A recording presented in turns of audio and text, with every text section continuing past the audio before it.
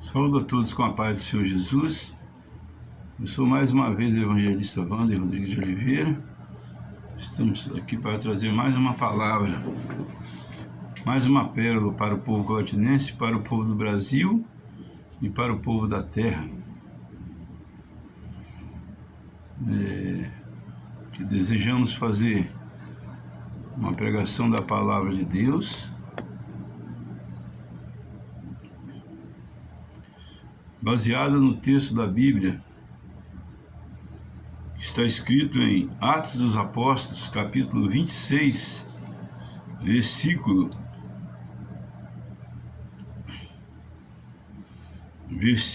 13 a seguir. Atos dos Apóstolos, capítulo 26, versículo 13 a seguir. Diz assim a palavra do Senhor: Ao meio-dia, ó rei, vi no caminho uma luz do céu que excedia o esplendor do sol, cuja claridade me envolveu a mim e aos que comigo iam. E caindo nós por terra, ouvi uma voz que me falava, e em língua hebraica dizia: Saulo, Saulo, por que me persegues? Dura coisa te é recalcitrar contra os aguilhões. E disse eu: Quem és, Senhor? E ele respondeu: Eu sou Jesus, a quem tu persegues.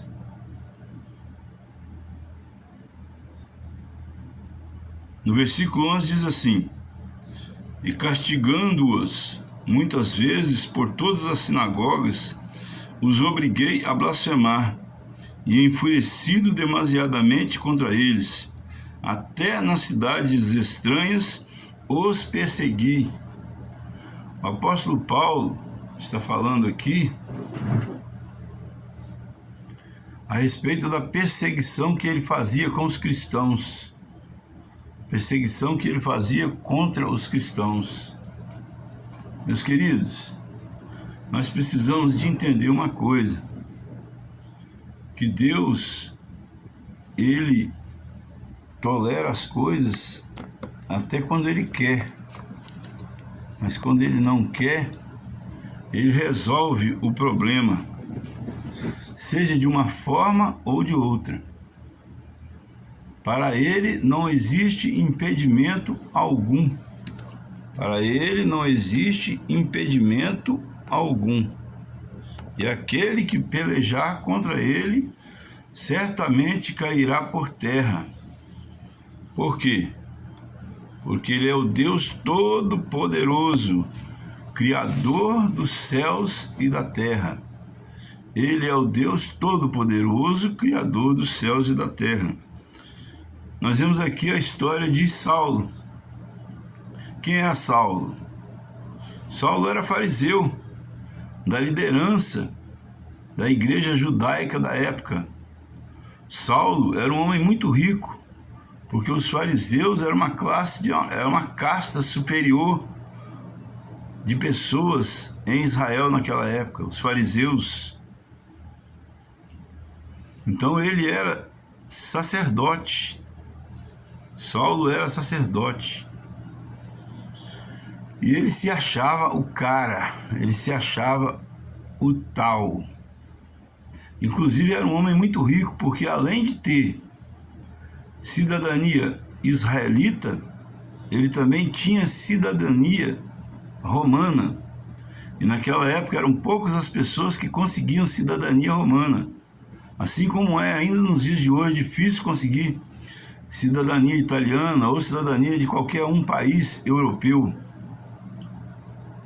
Eu, por exemplo, graças a Deus, tenho um filho que tem cidadania inglesa, cidadania italiana e cidadania brasileira. Em 3 cidadanias. Então, meus queridos e minhas queridas, eu sou descendente do comendador Leite Ribeiro, lá de São João del Rei, Barbacena, Minas Gerais. Cidades onde foram fundadas o Império no Brasil. cidade onde morou a família real, ou pelo menos cidade onde eles permaneciam, tanto que o nome da cidade é São João del Rei.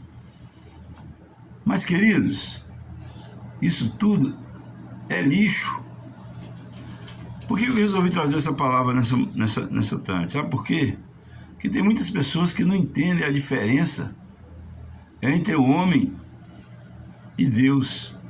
Meu propósito é convencer você a saltar do cavalo, a descer do cavalo, antes que Jesus te derrube do cavalo.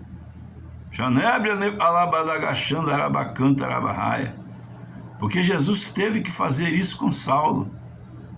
E até mudou o nome dele de Saulo para Paulo. Assim é Deus, ele faz o que quer, quando quer e como quer. E ai daquele que peleja contra Deus, ai daquele que recalcitra contra os aguilhões. Se você não sabe o que é aguilhões, tem duas traduções. Aguilhões pode ser uma grande quantidade de águas, quer dizer, ai daquele que nada contra a correnteza, ou também é aguilhão, aquele ferrão que é colocado na ponta de uma vara para futucar um boi carreiro, para castigar ele, para que ele possa entrar na linha, para que ele possa acertar o passo.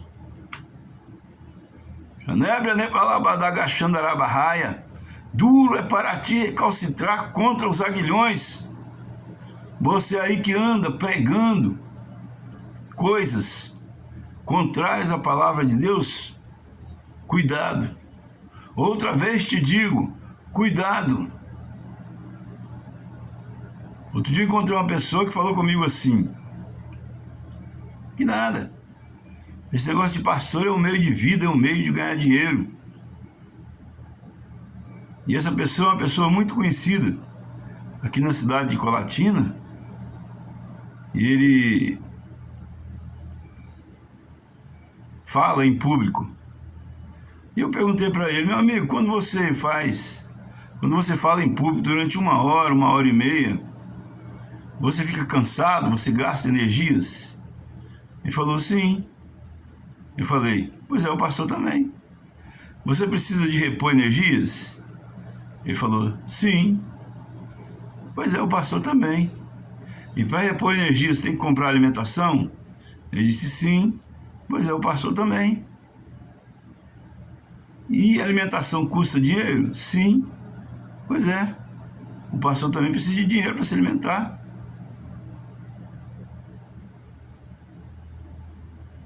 Muita gente não entende o que está escrito na Bíblia: de graça recebeste, de graça dai. Ninguém cobra para pregar a palavra de Deus.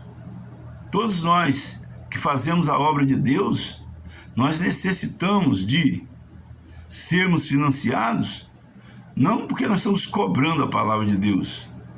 Nós não estamos cobrando para pregar a palavra de Deus. É porque nós temos família também para sustentar. Outro dia eu encontrei com um pedreiro. Falou: a igreja é meio de vida. Eu falei: é mesmo. É uma profissão como outra qualquer.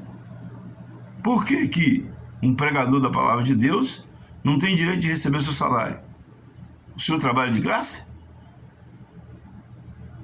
O senhor não recebe seu salário no final do mês? O senhor trabalha no sol quente o dia inteiro, chega de tarde, o senhor vai para casa de mão banando. E qual é o trabalho de um pastor? O trabalho de um pastor, muitas vezes, é montar numa bicicleta e ir visitar um doente, ir no hospital. O trabalho do pastor, muitas vezes, é pregar 30, 40 minutos numa igreja, e dar um estudo bíblico. O trabalho de um pastor, muitas vezes, é administrar a manutenção de uma igreja, a pintura das paredes, a manutenção das cadeiras, custear a energia, a água, telefone, internet. Todas estas são despesas as quais Deus estabeleceu o dízimo como uma forma de imposto para que seja destinado à manutenção do pastor e da casa de Deus. Duro é para ti recalcitrar contra os aguilhões. Se Deus estabeleceu assim, ai de ti se pecar contra isso. Todas as pessoas falam o que quer com a sua boca. E pode falar. Todos têm o direito de liberdade de opinião. Mas todos vão colher os frutos daquilo que semeou com a sua língua.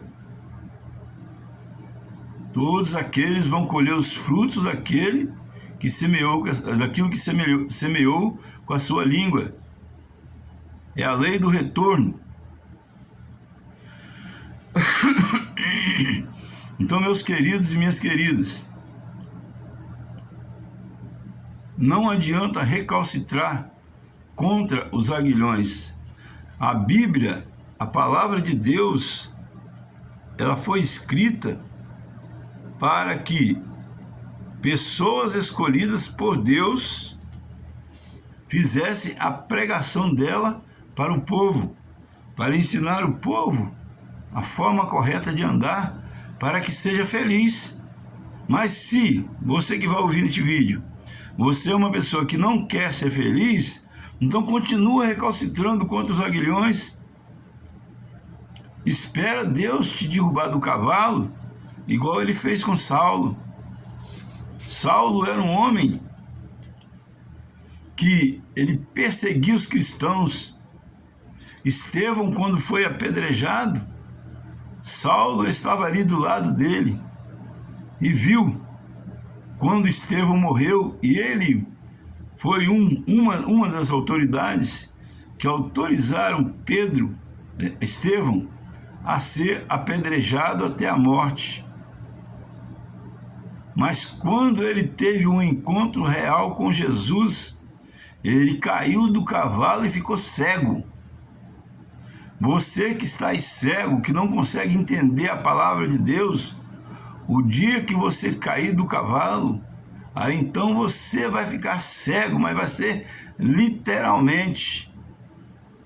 Renda-se ao Senhor Jesus antes que você seja derrubado do seu cavalo. Qual cavalo? O cavalo da arrogância, o cavalo da prepotência,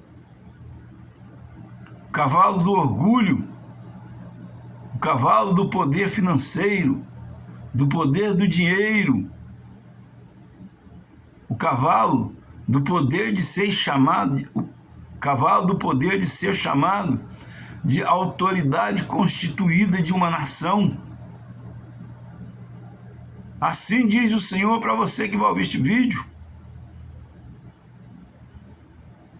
Meus queridos e minhas queridas, todas as pessoas que são levantadas por Deus como autoridade, são pessoas que são colocadas lá porque Deus confiou a elas que elas venham a servir a população, principalmente a população mais carente. A palavra ministro, que muitas pessoas chamam com a boca cheia, pensando que é grande coisa, realmente é grande coisa para o povo, para nós que somos carnais, mas para Deus isso é nada. A palavra ministro significa servidor, serviçal. É isso que significa a palavra ministro. Aquele que é chamado para ministrar na vida das pessoas. Aquele que é chamado para ensinar as pessoas, para julgar as pessoas, para providenciar para as pessoas a segurança, a paz, a estabilidade. Então, meus queridos e minhas queridas, é preciso de ser pregadas essas verdades. É por isso que eu criei este canal no YouTube, porque eu mesmo sou uma pessoa que fui derrubada do cavalo da arrogância. Aos 29 anos de idade eu fiquei muito doente. Hoje eu peso 96 quilos. Quando eu fiquei doente aquela vez, eu fiquei 40 dias de cama e fiquei pesando 52 quilos de peso.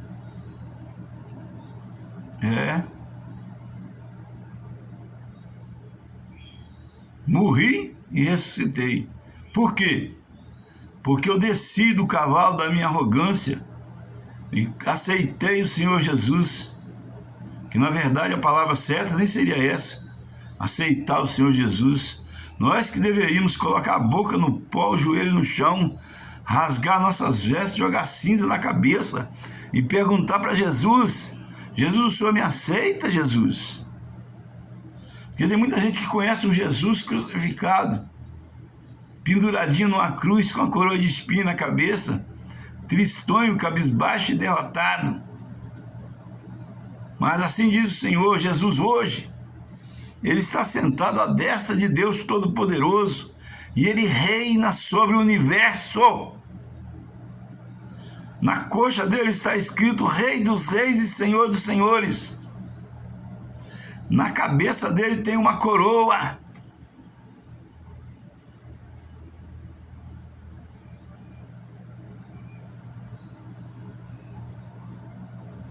No peito dele tem uma couraça de ouro.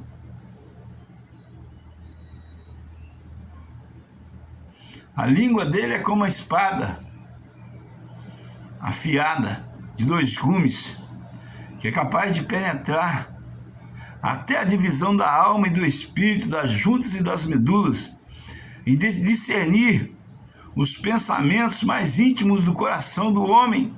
Assim diz o Senhor. Sorria, você está sendo filmado. Cada palavra que sai da sua boca, cada vírgula está sendo registrada no céu, no livro das obras. E tu, se não dobrar o joelho diante de Deus aqui na terra, tu vai ter que dobrar o joelho diante de Jesus no dia do julgamento final.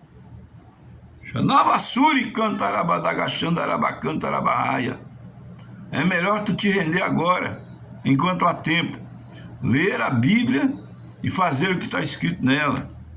E tem que parar com esse negócio de cristão nominal. Eu sou cristão, sabe nada da Bíblia, não pode dizer que é cristão. Quem não conhece Bíblia não é cristão. Pelo amor de Deus, por favor, ame-se a si mesmo. Pare de se enganar a si mesmo. Pare de se deixar enganar pelo diabo. Você já leu tantos livros da sua vida, e o livro mais importante você não leu, que é o livro da vida, que é a Bíblia Sagrada, que é a base para a construção de uma vida estruturada, de uma vida equilibrada, de uma vida pacífica, de uma vida cheia de felicidade e de amor e de compaixão e de misericórdia. Conheça Jesus. Eu li a Bíblia toda, de Gênesis a Apocalipse. Quando eu cheguei a Apocalipse capítulo 22, no último versículo, eu bati a mão no meu peito com muita alegria. Agora eu conheço Jesus. Por quê? No Evangelho de João, no capítulo 1, está escrito assim: no princípio era o Verbo, e o Verbo estava com Deus, e o Verbo era Deus, e o Verbo se fez carne e habitou entre os homens, e viram sua glória como a glória do unigênito do Pai, cheio de graça e de verdade. Jesus Cristo que falou isso, ele estava falando de si mesmo. E o Dr. Lucas ia anotando com o pincel, aquilo que Jesus Cristo falava. Quando ele disse que quando ele falou isso, ele estava dizendo que ele era o Verbo. Qual é o Verbo? Olha o Verbo aqui, ó. Este aqui é o único livro da terra que está escrito o que aconteceu, o que está acontecendo e o que vai acontecer. A palavra verbo significa uma palavra que exprime algo que aconteceu, está acontecendo ou vai acontecer. Este é o significado da palavra verbo no português. Então, meus queridos e minhas queridas, eu amo vocês. O amigo verdadeiro, ele fala a verdade para o seu amigo. Ele não fica com trairagem. Eu conheço muitas pessoas por aí que batem nas nossas costas com canivete dentro da mão, pronto para nos furar. Por quê? lisonjeia-nos com os lábios, mas no fundo arma laço nos nossos caminhos.